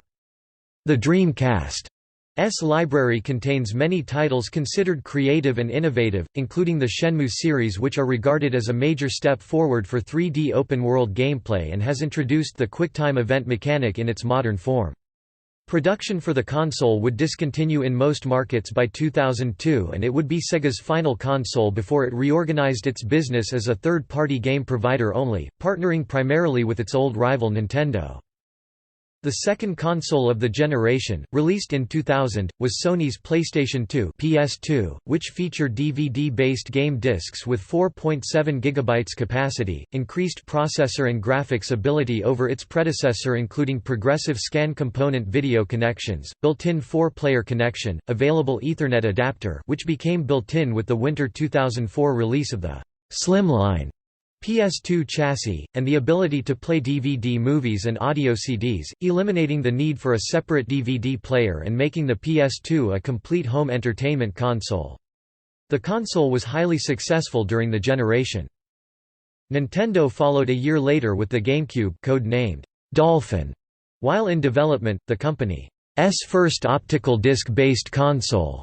While it had the component video ability of its contemporaries, the GameCube suffered in several ways compared to Sony's PS2. First, the PS2's high anticipation and one-year head start gained it player and developer attention before the GCN's release. As a result, the GameCube had less third-party backing and very few third-party exclusives, mostly from Nintendo faithful studios such as Rare and the now-defunct Midway Games. Cross-platform giants like Capcom, Electronic Arts and Activision released most of their GameCube titles on other consoles as well, while Square Enix released high-demand PS2 exclusives. The GCN's game disc capacity was a third that of the PS2's full-size DVD discs, forcing a few games to be released on multiple discs and most titles to compromise on texture quality and other features of GameCube games, when other platforms had no such limitations on their versions. It had no backward compatibility with the now obsolete cartridges of the N64. It was a dedicated game console, with the optical drive being too small to hold a full-size CD or DVD. Lastly, the GameCube was hindered by a reputation for being a kids' console, due to its initial launch color scheme and lack of mature content games which the current market appeared to want. Though T&M-rated titles did exist on the GameCube, almost all GCN games were E-rated and mostly cartoon style in their art design. Before the end of 2001, Microsoft Corporation, best known for its Windows operating system and its professional productivity software, entered the console market with the Xbox. Based on Intel's Pentium 3 CPU, the console used a great deal of PC technology to leverage its internal development, making games for PC easily portable to the Xbox. To gain market share and maintain its toehold in the market, Microsoft reportedly sold the Xbox at a significant loss and concentrated on drawing profit from game developing and publishing. Shortly after its release in November 2001, Bungie Studio Halo combat evolved instantly became the driving point of the Xbox's success, and the Halo series would go on to become one of the most successful console shooter franchises of all time. By the end of the generation, the Xbox had drawn even with the Nintendo GameCube in sales globally, but since nearly all of its sales were in North America, it pushed Nintendo into third place in the American market. In 2001, Grand Theft Auto III was released, popularizing open-world games by using a nonlinear style of gameplay. It was very successful both critically and commercially and is considered a huge milestone in gaming. It was also yet another set piece in the debate over video game violence and adult content, with advocacy groups decrying the series' glorification of prostitution, the mafia, and violence, including that against first responders such as police and EMS. Nintendo still dominated the handheld gaming market during this period. The Game Boy Advance, released in 2001, maintained Nintendo's market position with a high-resolution, full-color LCD screen and 16-bit processor allowing ports of SNES games and simpler companions to N64 and GameCube games. Finnish cellphone maker Nokia entered the handheld scene with the N-Gage, but it failed to win a significant following. In January 2013, Sony announced that the PlayStation 2 had been discontinued worldwide, ending the sixth generation. Return of alternative controllers. One significant feature of this generation was various manufacturers' renewed fondness for add-on peripheral controllers. While alternative controllers weren't new, Nintendo supported several for the NES, and PC games have long supported driving wheels and aircraft joysticks. Console games built around them became some of the biggest hits of the decade. Konami sold a soft plastic mat version of its foot controls for its Dance Dance Revolution franchise in 1998. Sega came out with Samba de Amigo's Maraca controllers. Nintendo's Bongo controller worked with a few games in its Donkey Kong franchise. Publisher Red Octane introduced Guitar Hero and its distinctive guitar-shaped controllers for the PlayStation 2. Meanwhile, Sony developed the EyeToy peripheral, a camera that could detect player movement, for the PlayStation 2. This would further be developed into whole-body tracking technologies such as Sony's PlayStation Move and Microsoft's Kinect. Online gaming rises to prominence.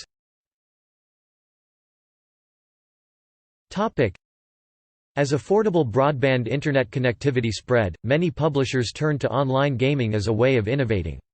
Massively multiplayer online role-playing games (MMORPGs) featured significant titles for the PC market like RuneScape, World of Warcraft, EverQuest, and Ultima Online.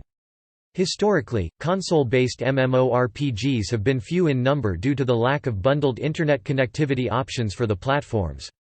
This made it hard to establish a large enough subscription community to justify the development costs.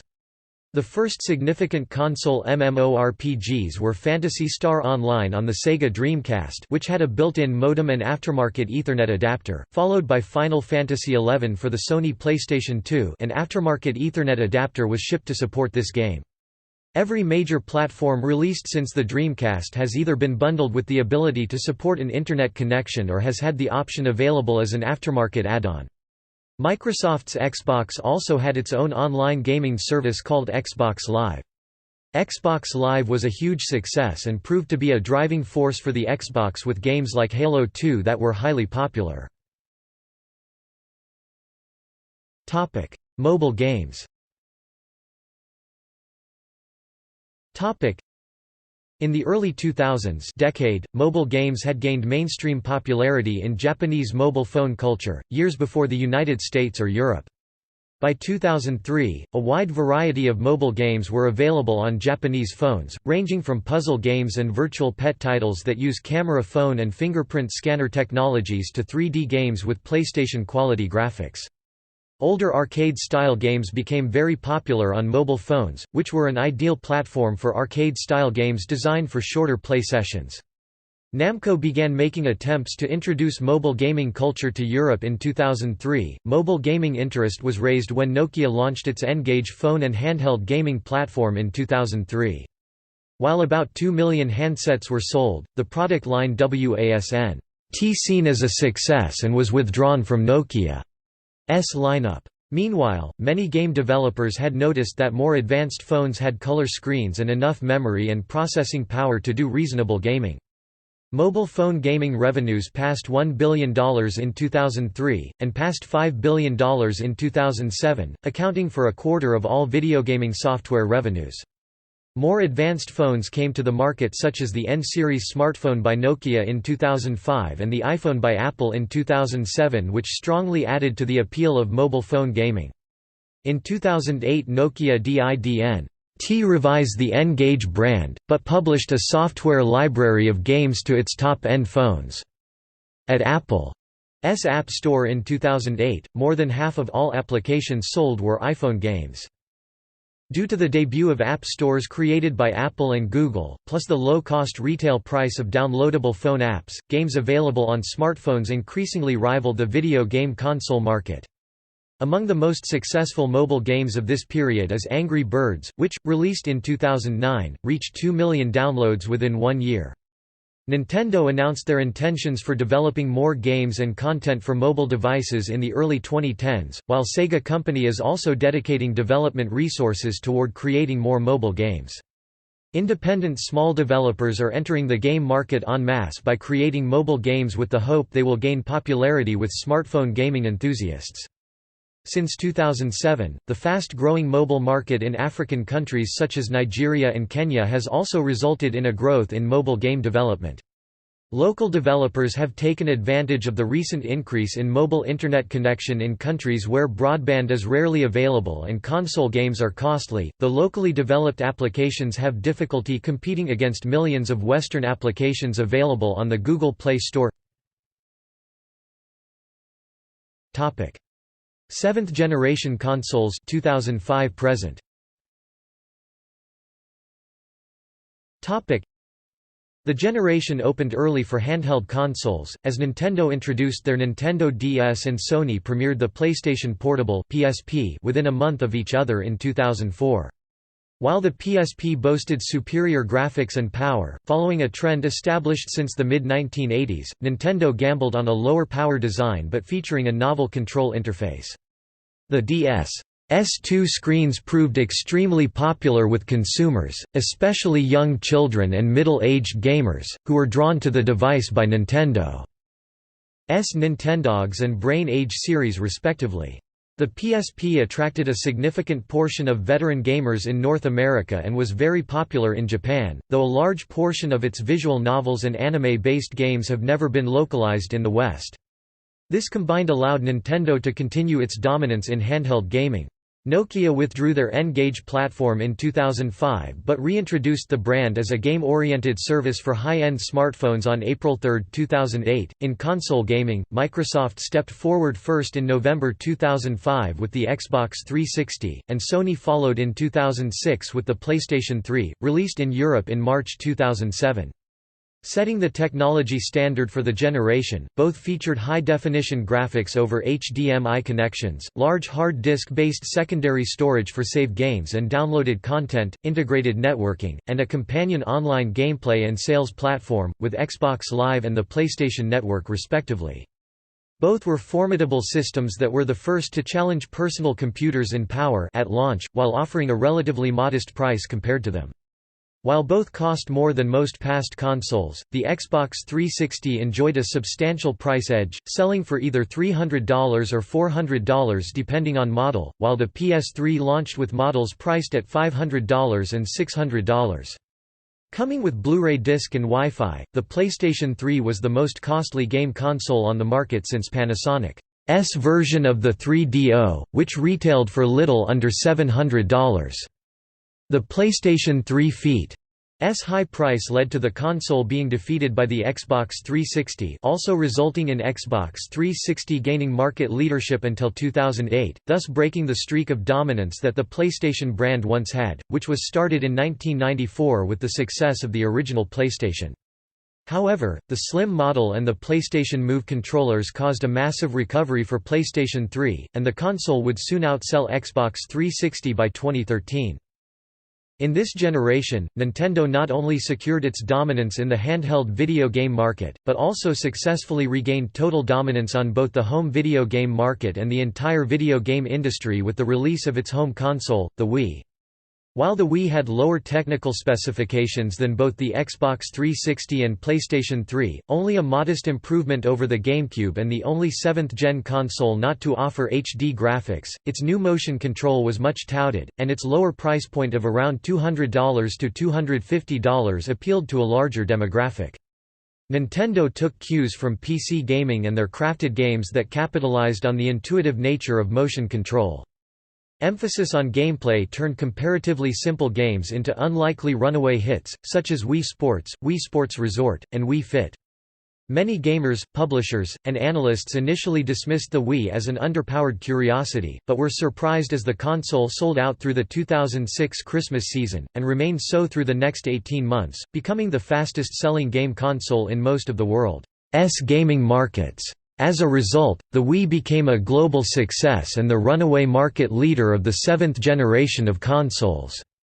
As of September 2013, the Wii has sold 100.3 million units worldwide and is currently Nintendo's best-selling home console. In June 2009, Sony announced that it would release its PSP Go for $249.99 on October 1 in Europe and North America, and Japan on November 1.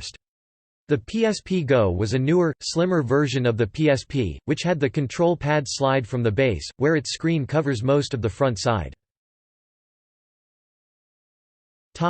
Increases in development budgets. With high-definition video an undeniable hit with veteran gamers seeking immersive experiences, expectations for visuals in games along with the increasing complexity of productions resulted in a spike in the development budgets of gaming companies. While some game studios saw their Xbox 360 projects pay off, the unexpected weakness of PS3 sales resulted in heavy losses for a few developers, and many publishers broke formerly arranged PS3 exclusivity arrangements or cancelled PS3 game projects entirely due to rising budgets. Rise of casual PC games.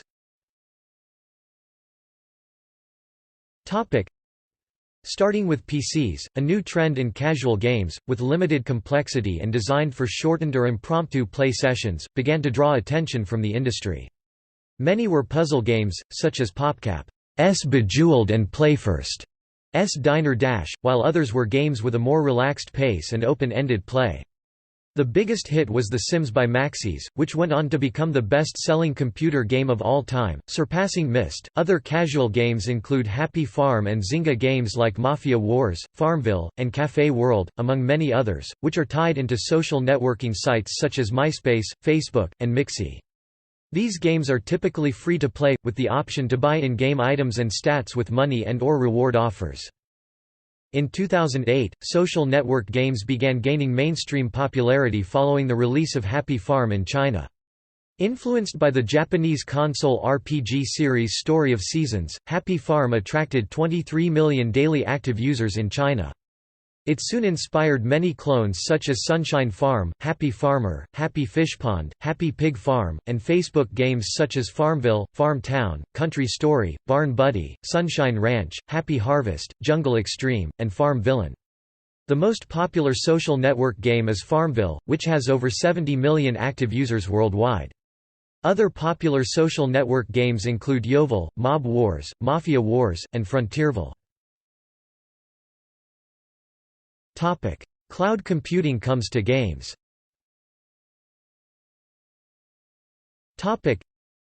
In 2009, a few cloud computing services were announced targeted at video games. These services allow the graphics rendering of the video games to be done away from the end user, and a video stream of the game to be passed to the user. OnLive allows the user to communicate with their servers where the video game rendering is taking place. Gaikai streams games entirely in the user's browser or on an Internet-enabled device. Experts estimate the streaming games market will grow nine-fold by 2017, reaching $8 billion.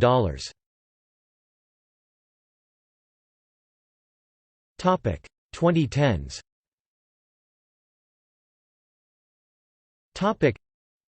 The new decade has seen rising interest in the possibility of next-generation consoles being developed in keeping with the traditional industry model of a 5-year console life cycle.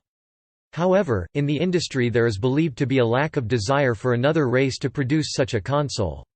Reasons for this include the challenge and massive expense of creating consoles that are graphically superior to the current generation, with Sony and Microsoft still looking to recoup development costs on their current consoles, and the failure of content creation tools to keep up with the increased demands placed upon the people creating the games.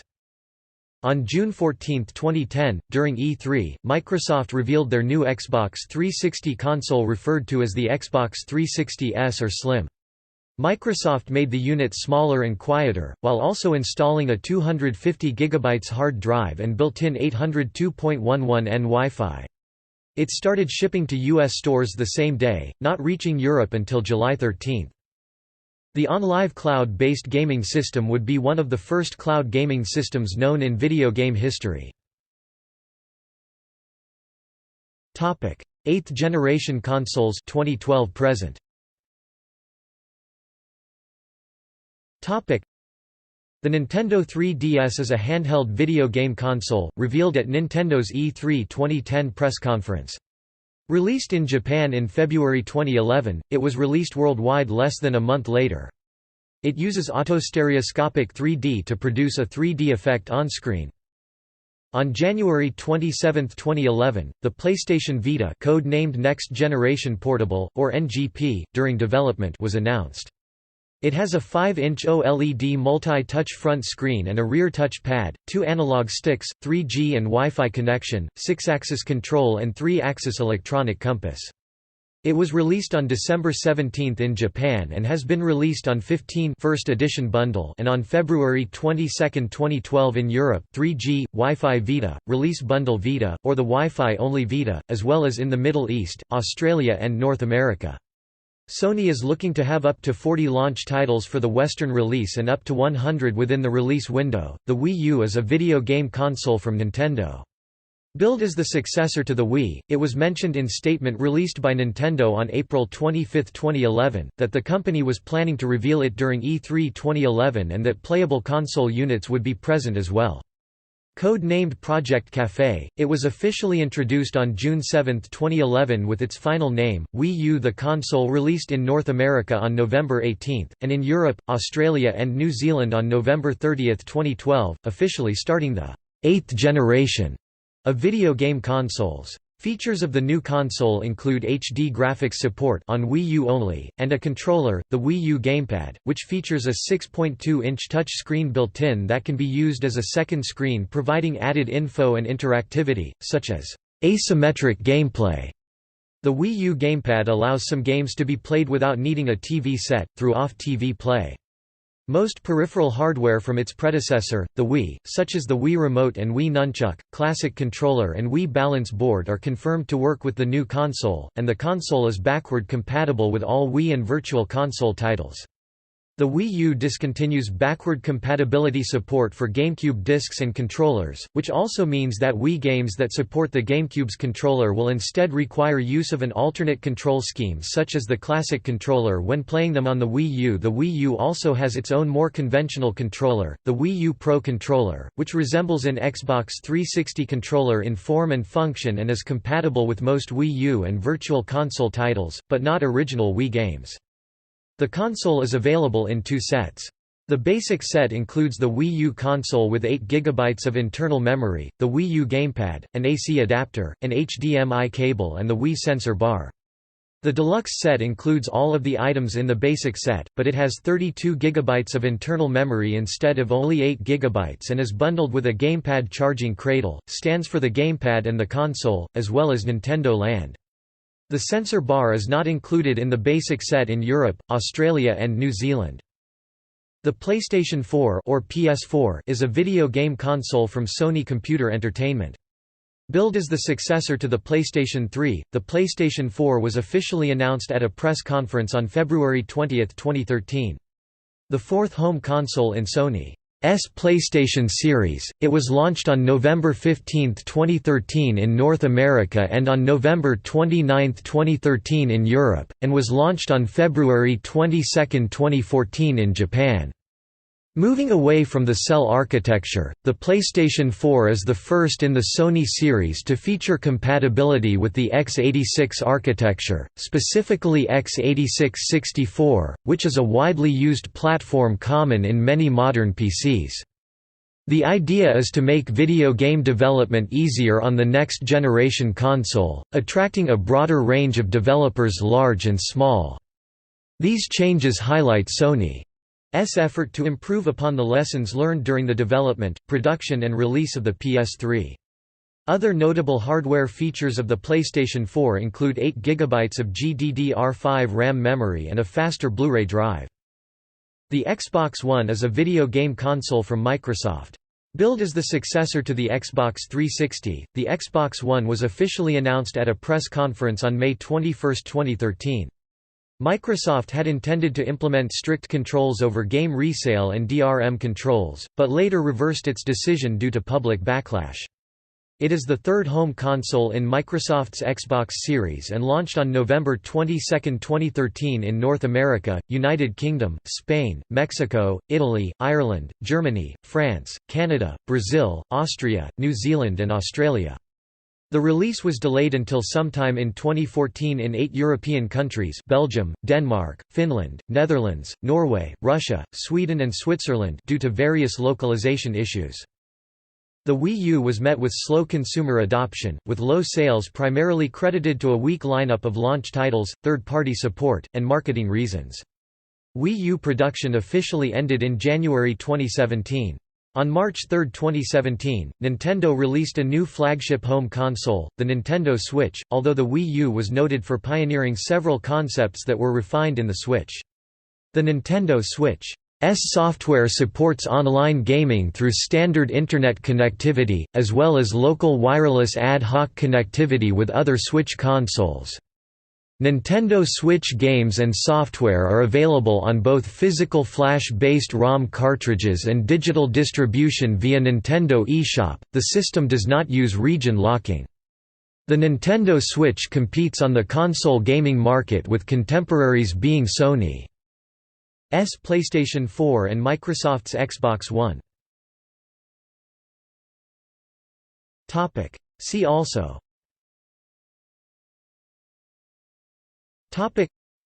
Chronology of real-time strategy video games. Chronology of real-time tactics video games.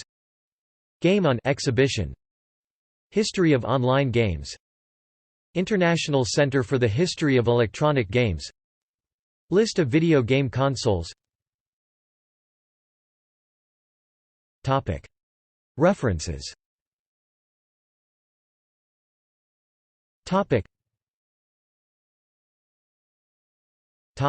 Further reading.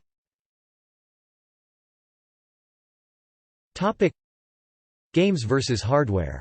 A History of PC Gaming, the 80s Kindle edition ASIN, B00I4KRI4E by John B. Percaru.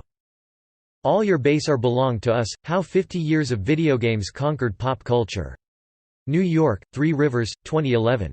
Print. Halter, ed. 2006. From Sun Tzu to Xbox, War and Video Games. Thunder's Mouth Press. ISBN 1-56025-681-8. Taylor, T. L. 2006. Play Between Worlds, Exploring Online Game Culture. MIT Press. ISBN 0-262-20163-1. Chaplin, Heather, Ruby, Aaron 2006. Smartbomb, The Quest for Art, Entertainment, and Big Bucks in the Video Game Revolution. Algonquin Books. ISBN 1-56512-545-2. Baer, Ralph H. 2005. Video Games, in the Beginning. Rolenta Press. ISBN 0-9643848-1-7. Kushner, David 2004. Masters of Doom, How Two Guys Created an Empire and Transformed Pop Culture. Random House, Inc. ISBN 0-8129-7215-5. Kohler, Chris 2004. Power Up: How Japanese Video Games Gave the World an Extra Life. Brady Games. ISBN 0-7440-0424-1. Wolf, Mark J. P., Perron, Bernard, eds. 2003. The Video Game Theory Reader. Routledge. ISBN 0-415-96579-9. Takahashi, Dean 2002. Opening the Xbox, Inside Microsoft's Plan to Unleash an Entertainment Revolution. Prima. ISBN 0-7615-3708-2. Kent, Stephen L. 2001. The Ultimate History of Video Games. San Val Inc. ISBN 0-613-91884-3. Kent, Stephen L. 2000. The First Quarter: A 25-Year History of Video Games. BWD Press. ISBN 0-9704755-0-0. J.C., Hers 1997. Joystick Nation. Little, Brown, & Co. ISBN 0-316-36007-4. Sheff, David. Game Over: The Maturing of Mario. Herman, Leonard 2001. Phoenix: The Fall and Rise of Videogames 3 ed. Rolenta Press. ISBN 0-9643848-5X. Retrieved September 24, 2009. Kohler, Chris 2005. Power Up: How Japanese Video Games Gave the World an Extra Life. Brady Games. ISBN 0-7440-0424-1. Forster, Winnie 2005. The Encyclopedia of Game Machines, Consoles, Handheld and Home Computers 1972–2005. Gameplan. ISBN 3-00-015359-4. Archived from the original on May 26, 2005. Retrieved September 24, 2009. De Maria, Russell December 18, 2003. High Score: The Illustrated History of Electronic Games 2 ed. McGraw-Hill Osborne Media. ISBN 0-07-223172-6. Day, Walter. The Golden Age of Video Game Arcades 1998, a 200-page story contained within Twin Galaxies' official video game and pinball book of world records. ISBN 1-887472-25-8. Video Game Invasion: The History of a Global Obsession 2004 documentary. Press release, IMDb. External links. History of video games at Curlie. Brief History of Video Gaming, University of Nevada. Thomas Dreyer, History of Computer Art, Chap. 7.1 Computer and Video Games. The Video Game Revolution 2004 is a documentary from PBS that examines the evolution and history of the video game industry, from the 1950s through today, the impact of video games on society and culture, and the future of electronic gaming.